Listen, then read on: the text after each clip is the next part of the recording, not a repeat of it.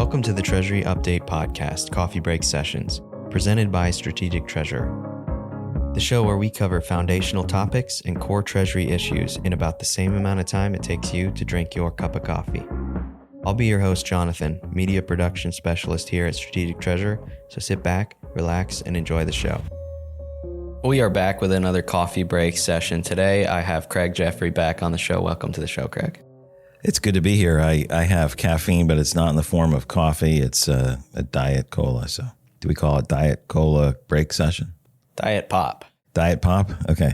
That's not gonna go over well.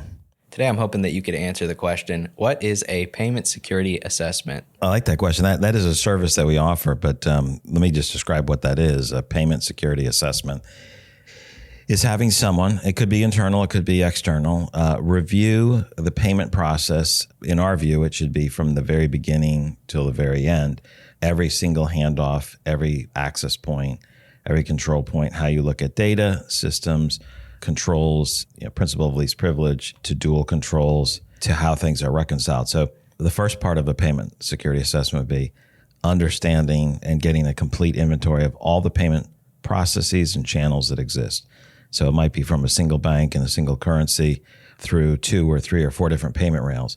Each of those would be part of the inventory of how payments start and end through an organization. So one would be have a complete inventory of every single payment rail.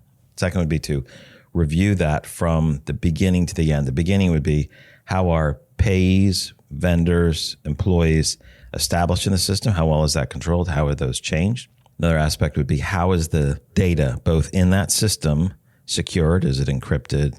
Is it tokenized? How is that managed?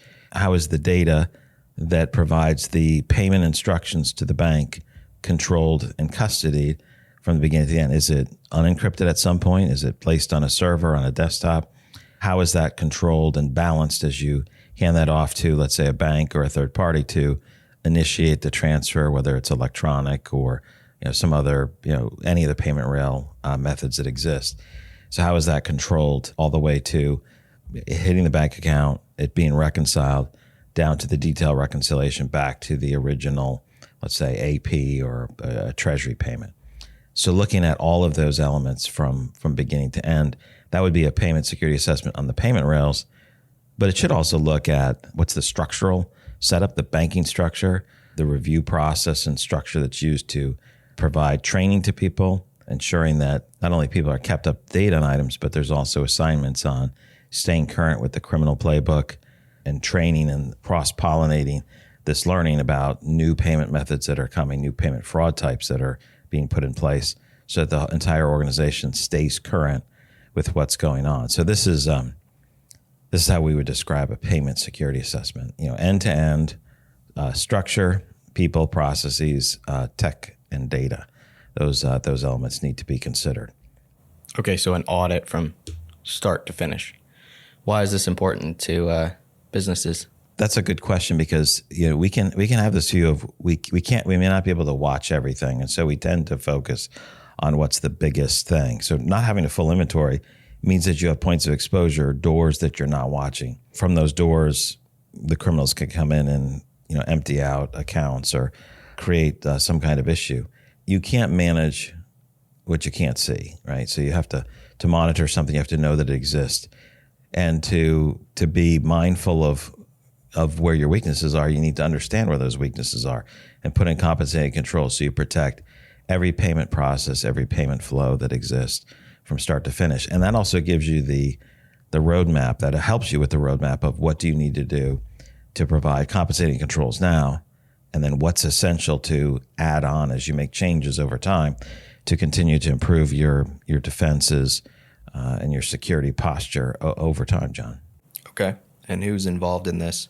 So everybody that's involved in the payment process would be involved in a payment security assessment. So every payment flow, if it's payroll, it's going to involve oftentimes human resources or the payroll department.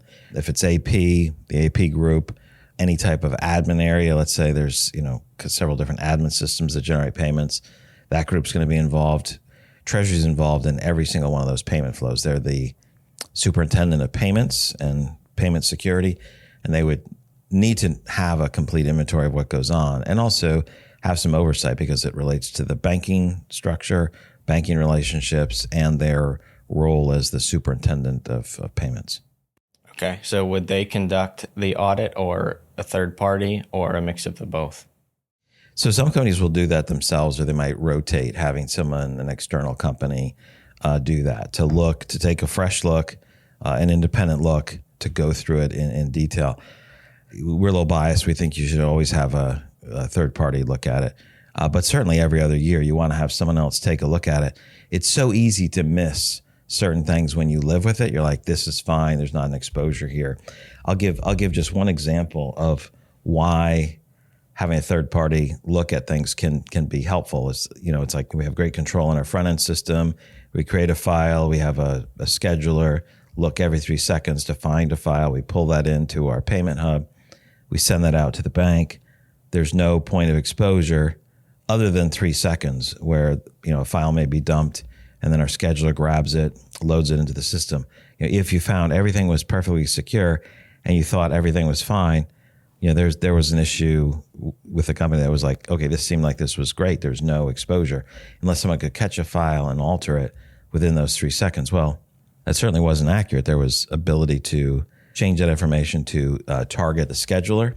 There's multiple access points for that. So there's just a number of ways to say, we think this is covered, but no, it's not covered. And so having another set of eyes look and say, how would I get that as a criminal? How would I break or compromise the system?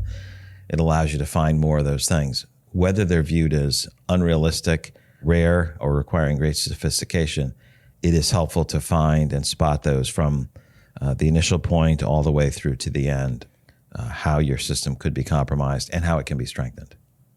Any other final thoughts you want to leave with the audience?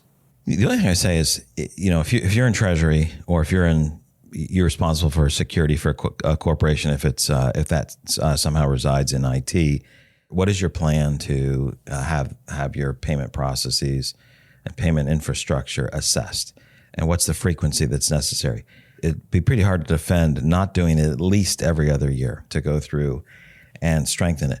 And considering the level of fraud that occurs and the sophistication and growing sophistication, it seems like there'd be a bias to doing it more frequently than annually.